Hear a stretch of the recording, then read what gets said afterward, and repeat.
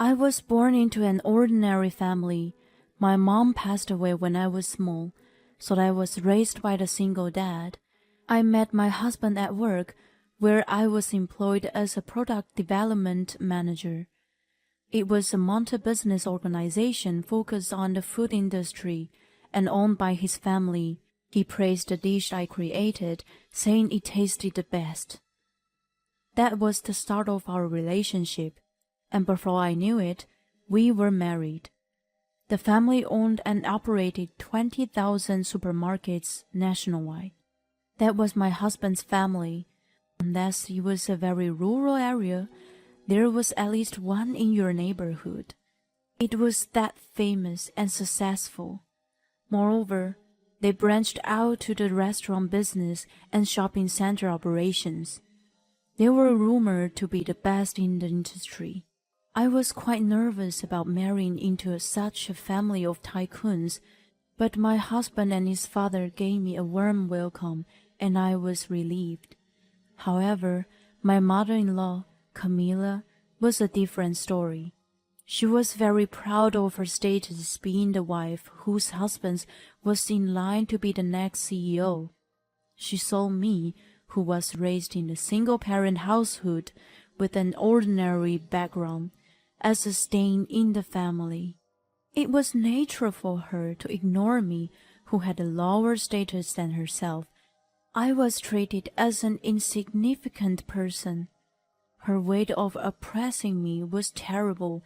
I managed to put up with it. However, it escalated by one incident. My menu design was chosen to be used for one of the popular restaurants in a shopping center where the family managed. I graduated from a design school, which I applied to my current job, so I was a little confident.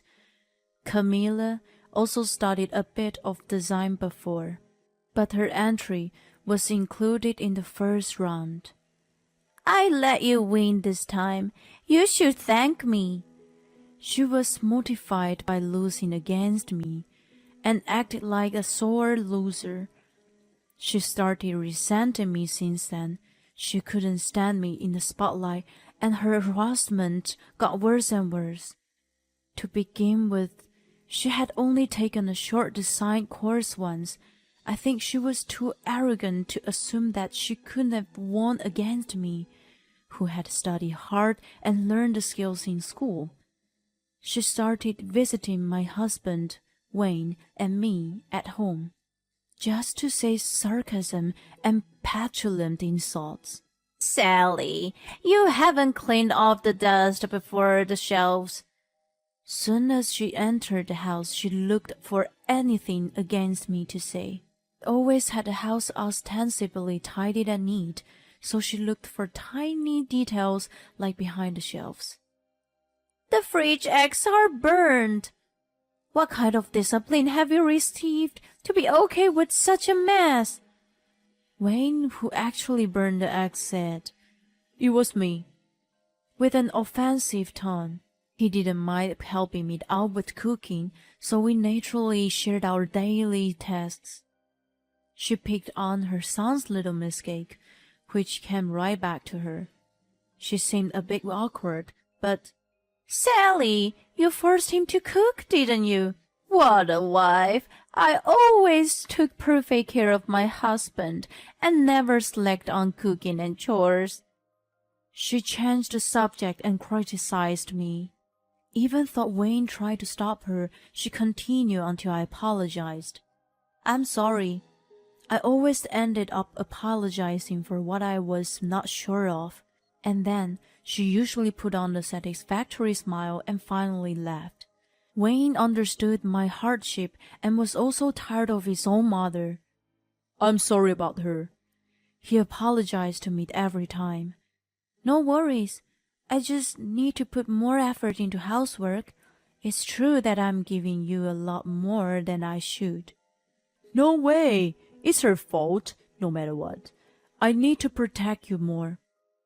I had to confront him and tell him that he was doing his best. He had consulted with his father about his mother's harassment, but I supposed he had forgotten about his busy schedule. From the way, she hadn't changed a bit. Well, I just needed to not take it too seriously. I had hoped that she would be softer as he aged, so I had never imagined that she would do something like that. When Wayne's cousin had a baby, a celebration was planned. Thanksgiving Day was chosen for the occasion. To introduce as many family members, it was set to coincide with the big gathering. Family of the cousin was a well-known confectionery, so the number of relatives to join was over 80 people. It was a family tradition to celebrate extravagantly. Hence, distant relatives were also invited. The day after Wayne told me about the celebration, Camilla called me. "It's a big celebration, so I'll order some extra dishes from the Michelin restaurant, but it's a tradition to cook the main dishes with the family, so I have a suggestion for you. You used to brag about how good a cook you are." I was a bit annoyed with the sarcastic tone of her voice, but I was confident with the taste of food since I helped at my dad's restaurant. Wayne also praised that I was a pro chef. I remember that I did mention it to her a while back. "Don't embarrass the family, okay? You're in charge of the turkey and stuffing." Before I could answer, she hung up the phone. I let out a sigh and thought she was just being her normal self. I rearranged my schedule until the day and started searching for the recipes. My turkey was going to be compared with Michelin's dishes, so I must choose my ingredients carefully. I felt burdened with the nuisance. Then came the Thanksgiving Day. Camilla usually tried to meddle with me from time to time, but she had been quiet since the call. I was feeling very uncanny. After all, it was the calm before the storm. At 11 a.m., I was working at the office when I got a call from her. That event was in 2 hours at 1 p.m., so she must have been busy overseeing the final setup. I worried that there was something wrong. I answered the phone feeling unsettled. "I tasted your turkey and stuffing. I can't let anyone eat something so disgusting. I didn't know you could only cook nothing but a supermarket ready-made food. Rats won't even touch it." She immediately yelled over the phone.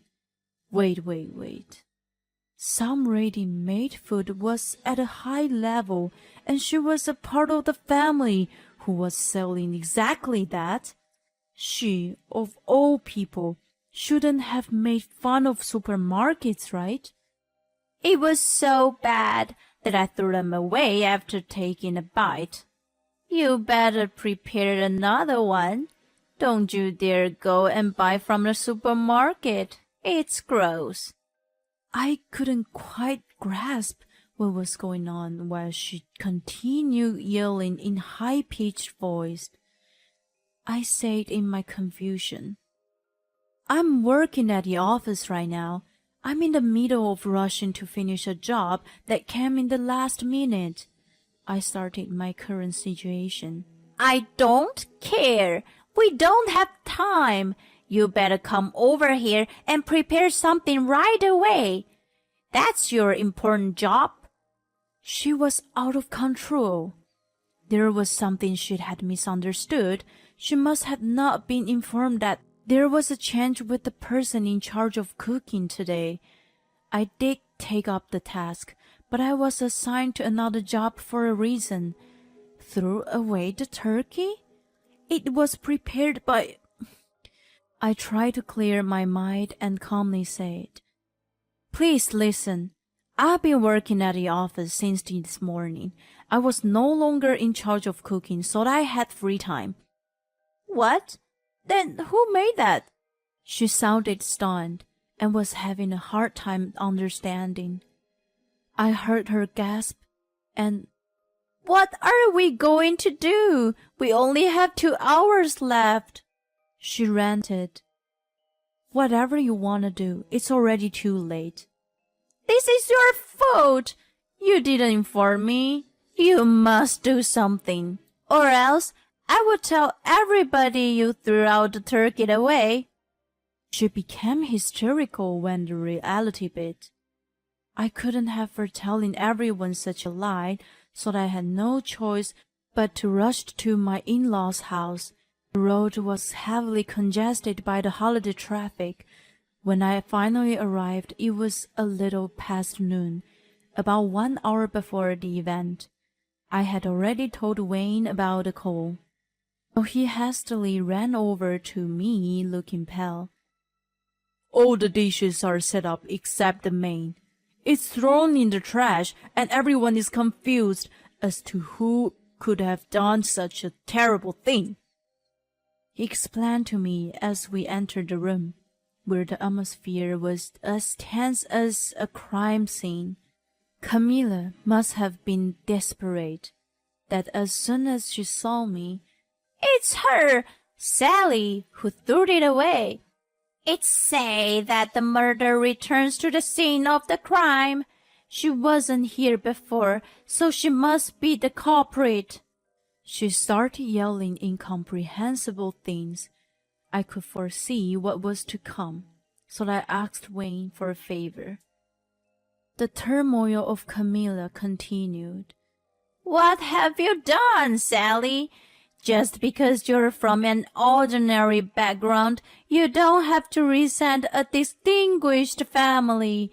It's disgusting that you would go to such lengths. You are evil. She screamed at me. Around us were Wayne's grandmother, aunts, uncles, cousins, their wives, and other relatives, who had gathered hearing the commotions. They all looked at me with reproachful eyes, believing what she had said. I calmly explained. It wasn't me who trashed the dish. I had no reason to do so. Camilla quickly objected. Who else would do such a thing? Only an ungrateful person like you can spoil the celebration. She ranted. I kept my cool and calmly denied her delusional accusation. I was working at the office this morning. If you don't believe me, please check with my colleagues. That's when Camilla called and told me that she threw away the food. How dare she? Not only she looks down on me, but she accuses me of such a terrible sin. She appealed to everyone around us while she pretended to cry. I wouldn't have thought that anyone would believe her performance in the normal case, but this was different. Camilla, who had been a member of the family for the past 20 years, had more trust compared to me. The blame was still on me.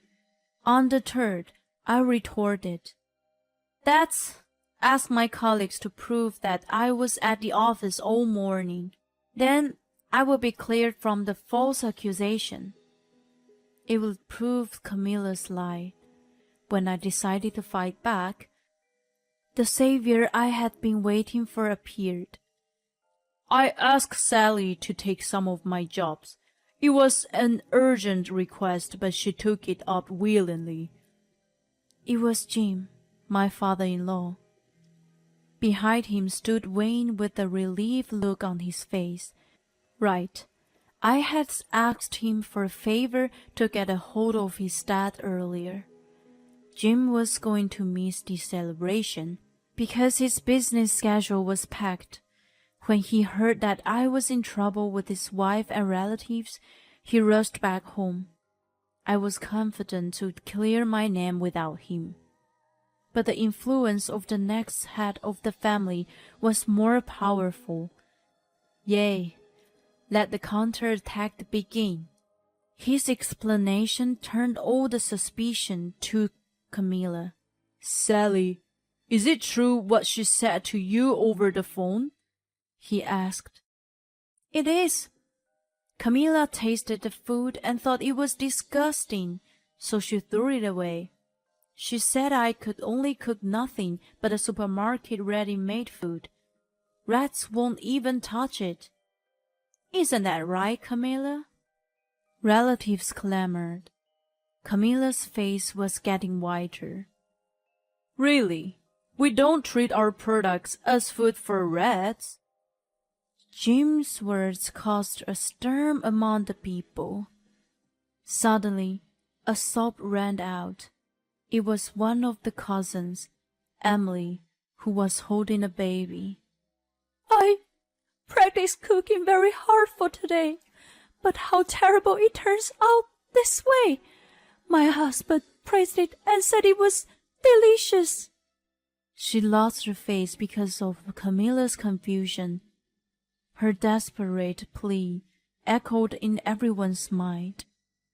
It was Emily who had taken up my task this time. She was the star of the celebration, but since everyone was coming to meet her baby, she wanted to return her favor. She told me that she wanted everyone to enjoy her food. I readily agreed and taught her how to cook.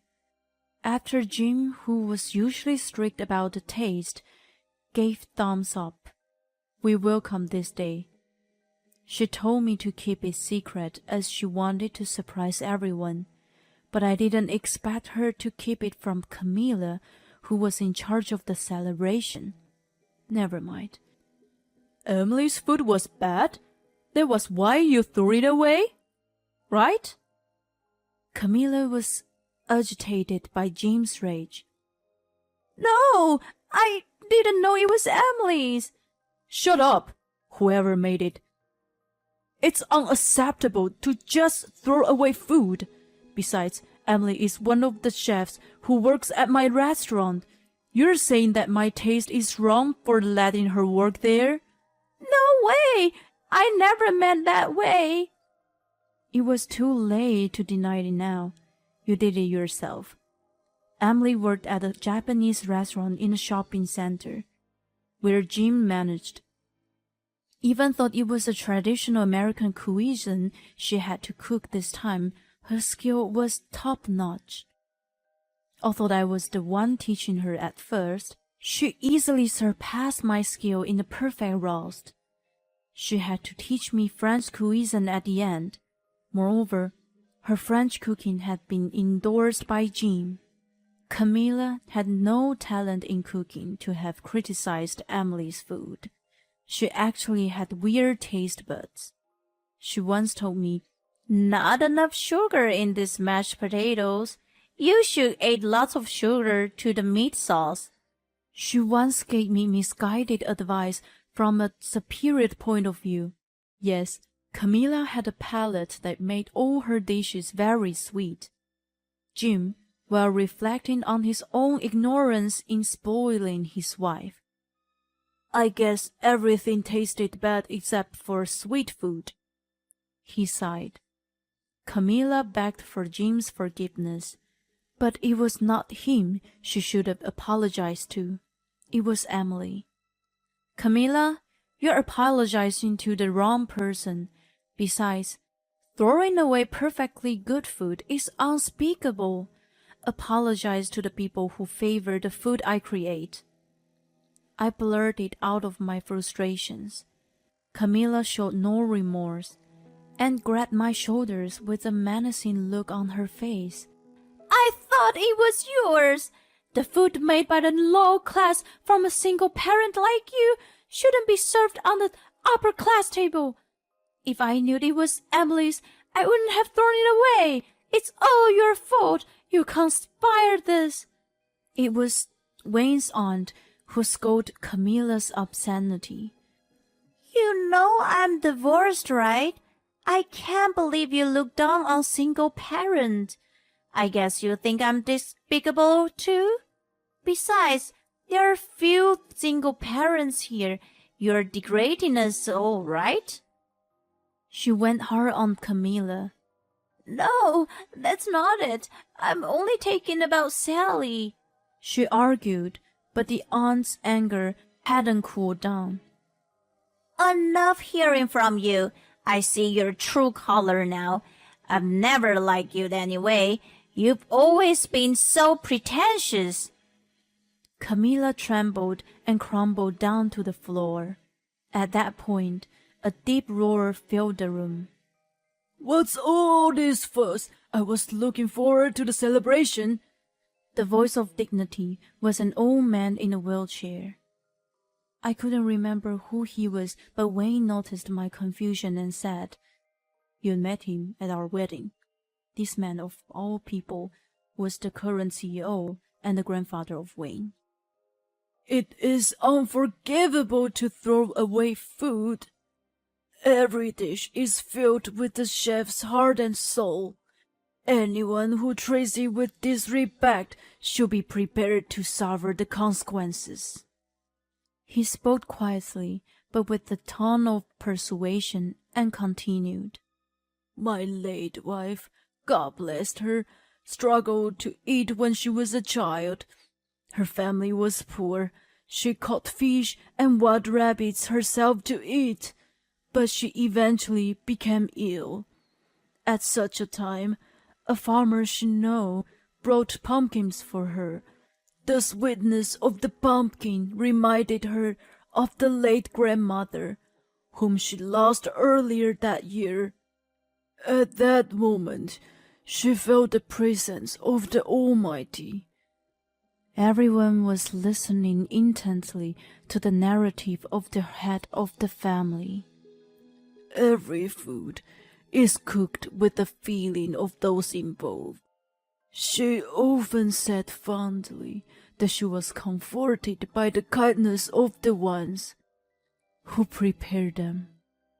He stopped there and looked at each person in the room, and then continued to say, "It's unthinkable for the family who has been trading various foods to mistreat them.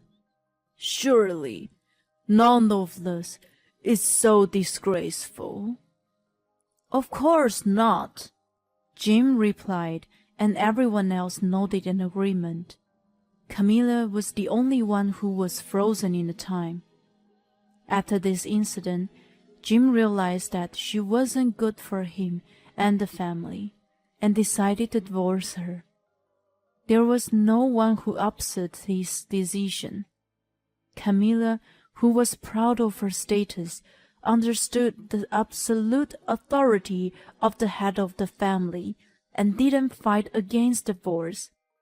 Not only she ruined the celebration, but her misconduct with the food was heavily blamed. She could do nothing but weep and apologize. She received a small amount of alimony and was kicked out of the house. Afterward, she moved into a public nursing home. She was famous for being pretentious, so the rumor of her being kicked out of the family spread quickly, and no one in the home wanted to be friends with her.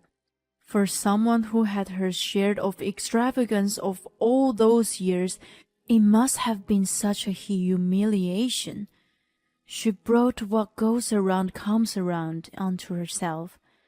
It was way too late for her to regret what if. I feel no sympathy toward her, following my grandfather-in-law's teaching, with gratitude for food and love for my husband. I prepared a meal for Wayne today.